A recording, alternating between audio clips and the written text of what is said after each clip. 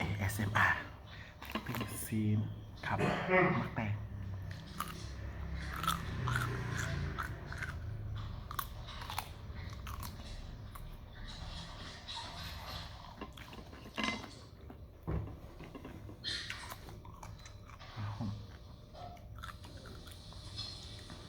น่ากินเปล่า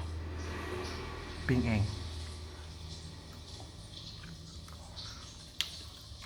ข้าวเหนียว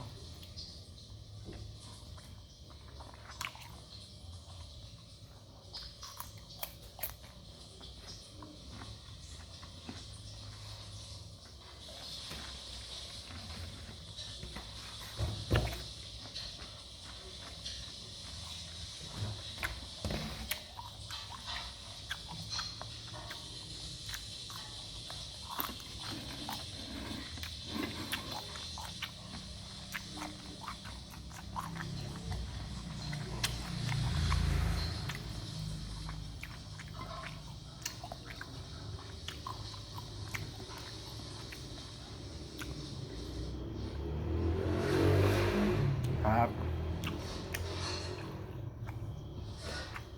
ข้าวเหนียวเขาเนี่ยฟินครับ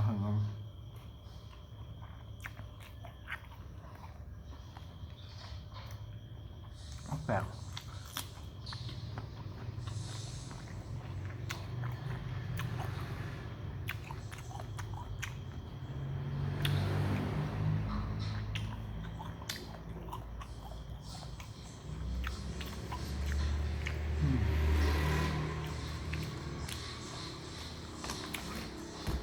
ไม่แห้งหรอก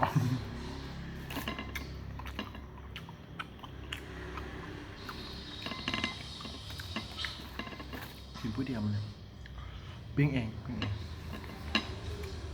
มากินน้ำกันนะทุกคนก็โทรมาห้าแต่โอ้นำจะต้อง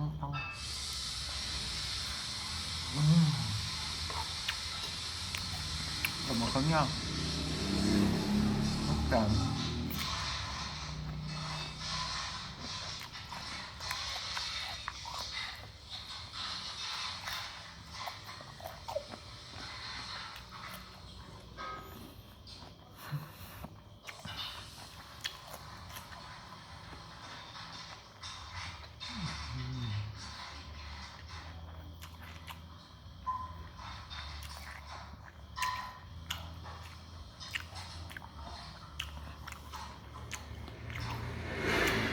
จะเป็นแอนโม่แล้ว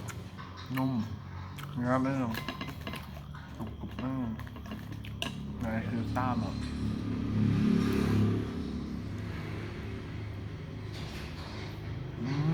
ชอบ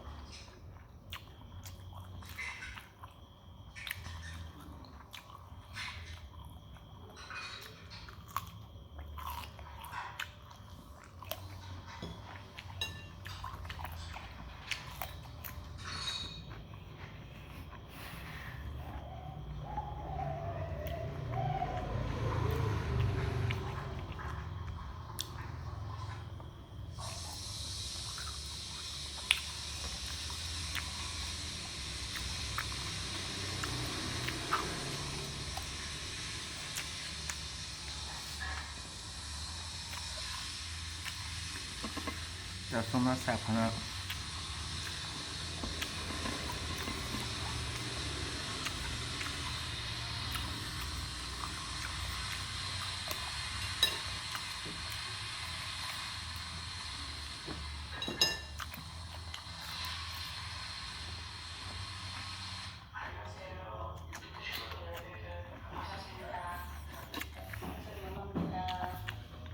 ถ้าติดตามกดไลค์กดแชร์ถ้ามึงคลิปต่อไป